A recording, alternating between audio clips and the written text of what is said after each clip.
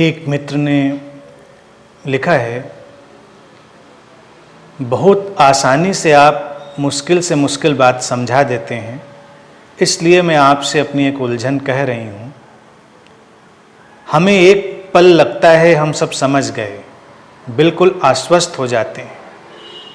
उदाहरण से जैसे हम समझ गए कि संसार मिथ्या है, संबंधों के मिथ्या होने को भी समझ गए, लेकिन पीड़ा क्यों है फिर?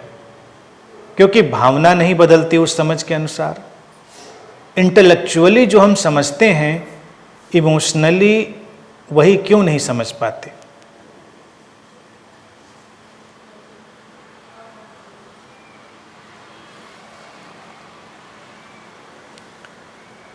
देखिए, बात इमोशनली समझने की नहीं है।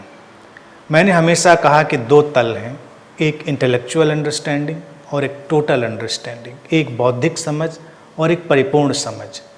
बौद्धिक समझ भी अगर बहुत गहरी चली जाए तो तुमको बहुत हद तक बदलती है। यानी कि बौद्धिक समझ को बहुत हल्का करके नहीं लेना चाहिए कि अरे ये तो बात बौद्धिक है, इससे क्या परिवर्तन आएगा। अगर तुम जीवन में देखो तो 95% परिवर्तन तो सब बुद्धि के बदलने से ही होते हैं। पैदा होते जो एजुकेशन, जो संस्कार हम बुद्धि से ग्रहण करते हैं, उनमें बदलाव लाते हैं, अपने जीवन में हम उनको डालते हैं, पूरा जीवन बदलता है। तो बुद्धि बहुत ही सशक्त उपकरण है जो अस्तित्व ने हमको दिया है, तो बुद्धि को निखरना भी चाहिए। तो इसलिए बुद्धि से समझो। कभी कभी तो बात बुद्धि से भी समझ में नहीं आई होती है। यानी कि एक ही बात से हमने क्या समझा है, ये बड़ी भारी गुत्थी है, बहुत बड़ी गुत्थी है। ये अस्तित्व कैसे पैदा हुआ, जीवन कैसे घटा, इससे कम गुत्थी ये नहीं है। जैसे कि वैज्ञानिक ये बात कहते हैं कि एक ही रंग सबको एक जैसा नहीं दिखता, लेकिन बोलेंगे सब रेड, ग्रीन, येलो। अब हमने तो एक स्पेक्ट्रम कलर्स का क्रिएट कर लिया है और हम अब पहचान गए हैं कि भाई ये येलो कलर है, ये रेड है, ये ग्रीन है, या वटेवर, बहुत सारी रेंज है उसकी। लेकिन क्या एक ही रेड सबको एक ही जैसा रेड दिखता है, या एक ही ग्रीन सबको एक ही जैसा ग्रीन दिखता है? नहीं, सबको फर्क फर्क दिखता है। सबकी रेंज देखने की अलग है, सबको रिसीव करने की जो सिचुएशन है अंदर की और उसको ट्रांसलेट करने की, इंटरप्रेट करने की, वो सबकी अलग अलग है। तो एक ही बात कहते हुए भी व्यक्ति ने सचमुच उसको वही समझा है कि नहीं समझा है, वही देखा है कि नहीं देखा है, ये समस्या है।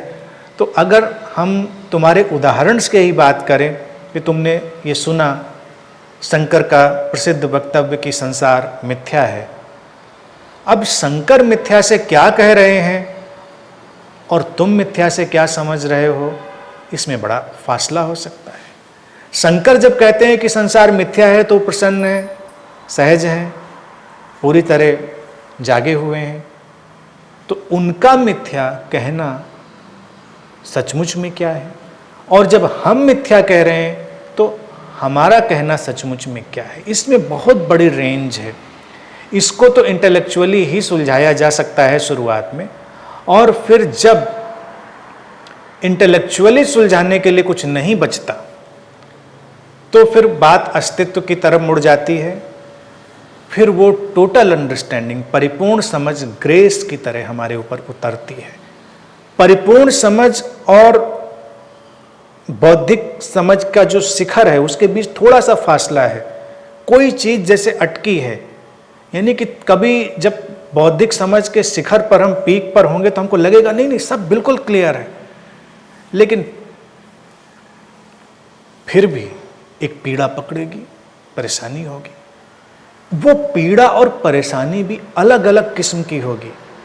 यानी कि अगर हम ये कहें कि मुझे इस बात से परेशानी होती है और पीड़ा होती है, तो इस पीड़ा और परेशानी को कहने में भी बहुत ही बड़ी रेंज है कि ऐसा सच तुमको क्या परेशानी हो रही है, ऐसा सच तुमको क्या पीड़ा हो रही है। यानी कि शब्द तो सब एक ही बोलेंगे, लेकिन उसका एक ही मतलब नहीं होगा। एक तो इस बात को बहुत स्पष्ट से समझें, और जब हम ये समझेंगे तो हम अपने को एक्सप्लोर करना शुरू करेंगे, अपने को खोजना शुरू करेंगे, और हम अपने मायने खोजेंगे। इसीलिए मैं कहता हूं किसी भी चीज़ का डेफिनेट आंसर नहीं होता, पक्का उत्तर नहीं होता। हर चीज़ का पर्सनलाइज आंसर होता है, यानी व्यक्तिगत उत्तर होता है। हम अपनी पर्सनल डिक्शनरी रखते हैं, हम उससे ट्रांसलेट करते हैं। लोगों की समस्या क्या है कि वो किताबों में, शास्त्रों में, प्रवचनों में या जैसे भी वो उन चीज़ों को समझना चाहते हैं वहाँ समझते हैं। समझाने वाला अपने ढंग से समझा रहा है, उसने अपनी बात कही। तो इसीलिए मैं हमेशा एक्सप्लोरेशन को प्रमोट करता हूँ। मैं कहता हूँ खोजो, खंगालो बात को। जितना हम उसको खोजेंगे, खंगालेंगे, टटोलेंगे, एक्सप्लोर करेंगे, उतनी स्पष्टता आएगी, क्लैरिटी आएगी। अब हमने कहा मुझे तो बड़ी परेशानी हो रही है। अब परेशानी फिजियोलॉजिकल हो सकती है, मेंटल हो सकती है, इमोशनल हो सकती है, और परेशानी के अपने अपने मायने हैं। यानी कि परेशानी का क्या तल है, बहुत कुछ डिपेंड करता है। अब कोई व्यक्ति बैठा है, उसको कोई बात कही गई, वो कह रहे नहीं ये बात सुन के मुझे परेशानी हो रही, उलझन हो रही। अब उसका एक तरीका हो सकता है उसकी बुद्धि बहुत कमज़ोर है, उसका मानसिक ढांचा उस बात को एडॉप्ट ही नहीं कर पा रहा है, उसको बड़ी परेशानी हो रही है। जैसे जो बच्चा मैथ में वीक है और मैथ की क्लास में बैठा हुआ है तो बड़ी परेशानी हो रही है, क्योंकि उधर मैथ्स पढ़ाई जा रही है, उसकी अभी मैथ्स बहुत वीक है, कमज़ोर है, उसको पल्ले नहीं पड़ रही। अब वो कहेगा ये तो टीचर भी अच्छा नहीं है, सब्जेक्ट भी अच्छा नहीं, बहुत परेशानी का सवाल है, ये बड़ी उलझन हो रही है। उसको चक्कर भी आ सकता है, बेहोश भी हो सकता है, होते हैं ऐसे तमाम बच्चों के नाटक तो अंतहीन है, इंसानों के भी वैसे ही अंतहीन है। तो अब ये जो बच्चा उलझन में पड़ा, पेट में दर्द हुआ, बुखार आया, फेंट हुआ, परेशानी हुई, तो इसको किस चीज़ से हुई? मैथ से हुई, समझने से हुई, या उसकी अपनी कमजोरी थी, उसकी कोई समस्या थी, उससे थी, उसका मेंटल जो स्ट्रक्चर था, उसका जो आईक्यू स्ट्रक्चर था, उसमें कोई प्रॉब्लम थी। बहुत इसके अलग खोजने के तल होंगे। एकदम से हम नहीं कह सकते नहीं परेशानी, अब तो कल से मैथ्स क्लास बंद करवा देंगे, भाई बच्चों को बड़ी परेशानी होती है, बाद से मैथ्स नहीं पढ़ाई जाएगी। ऐसा तो कभी नहीं होता। हम अपने एजुकेशन सिस्टम में बात नहीं कहते कि बच्चों को ये पढ़ने में प्रॉब्लम है तो अब आज से ये काम नहीं होगा। हम कहते हैं नहीं, परेशानी से इम्प्रूव करना होगा। परेशानी है, उसको सॉर्ट आउट करेंगे, उसको सुलझाएंगे। इसी तरह से स्पिरिचुअल बातें हैं, बहुत सारी बातें पोएटिक हैं, फ्लो वाली हैं। तो पोएटिक बातें जो होती हैं उनमें लोगों को बहुत मज़ा आता है, किस्से, कहानी, चुटकुला और तमाम तरह की चीज़ें, एंटरटेनमेंट, बहुत मज़ा आता है। कहते हैं बहुत अच्छा लगा, बहुत लगता है कि कुछ समझ में आया, लेकिन आया कुछ नहीं होता।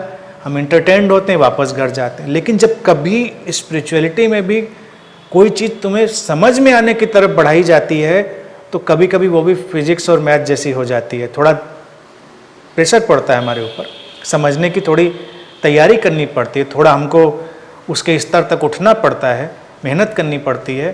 तो एक परेशानी वो भी है। तो समझें, मिथ्या का मतलब समझें। कभी कभी किसी को कुछ ना मिले संसार में तो उसको तुरंत संसार मिथ्या नजर आने लगता है। हम किसी चीज को पाने की तरफ बढ़ें और हमको ना मिले तो हमको लगता है सब मिथ्या है, क्या रखा है इसमें। किसी का लव अफेयर ब्रेक हो जाए तो उसको सारे संबंध मिथ्या नजर आने लगते हैं, सारे अफेयर्स मायाजाल नजर आने लगते, बिल्कुल फिलोसोफर हो जाता है उस समय। वो चाहे स्त्री हो, पुरुष हो, कोई भी हो, कविताएं, गज़लें, उपन्यास, कहानियाँ सब लिखने लग जाएगा वो, और सब जीवन की निस्सारता उसमें डालने लग जाएगा। जीवन के घटनाक्रम, तो क्या उसने सचमुच में मिथ्या जान लिया, या अभी कुछ मुश्किल था मामला और बात बनी नहीं थी इसलिए मिथ्या जान लिया? तो भारत में तो ऐसे मिथ्या के तमाम चीज़ें, धन मिथ्या है, संबंध मिथ्या है, संसार मिथ्या है, परिवार मिथ्या। शंकर ने जो मिथ्या कहा वो बिल्कुल ही फर्क मिथ्या है, यानी वो कि illusion, it appears like real but it is not real. यानी कि ये प्रकट होता है असली जैसा, लेकिन असली जैसा नहीं है। यहीं पर ये अकर्ता और कर्ता, डुअल और नॉन डुअल का पेंच भी है। वही वेदांत है, और वेदांत का ट्रांसलेशन ही बड़े सिंपल वर्ड्स में होता है, यानी उसका अनुवाद वेदांत यानी ज्ञान का अंत। वेदांत मीन्स एंड ऑफ नॉलेज। तो शंकर की जब बात हम कहेंगे तो वो है एंड ऑफ नॉलेज, वो वेदांत दर्शन है। ज्ञान का अब अंत है, यानी कि जिस ज्ञान की जरूरत थी उसका काम पूरा हो गया, परिपक्व हो गया, तो उसका अंत हुआ। प्रीमेच्योर अंत नहीं है, वो फल के पक के गिर जाने का अंत है, इसीलिए वो ज्ञान का अंत है। तो वेदांत भी कोई ऐसी पढ़ाई नहीं है कि हमने पढ़ा और समझा, यानी हम परिपक्व हो गए, समझ गए बात। तो अब यही देखिए गुत्थी कि हम करते हुए जान पड़ते हैं, लेकिन हम ऐसा सच करते नहीं हैं। अस्तित्वगत शक्तियाँ ही, अस्तित्व की टोटलिटी ही हमको सब करा रही होती है। अब इसको समझते समझते व्यक्ति को पूरा जीवन लग सकता है, बात बहुत छोटी सी है। तो जब उसको ये दिखेगा तो उसको अपने सारे करने का मिथ्यापन नजर आएगा कि तो सब मिथ्या है, हम क्या कर रहे हैं क्या नहीं कर रहे हैं सब मिथ्या है। हमारा मिलना जुलना, आना जाना, ये उठना बैठना, ये महफिलों का जुड़ना बिखरना, जितना भी ये सब सरंजाम है तो सपने जैसा, सपने जैसा है, इसीलिए तो मिथ्या है।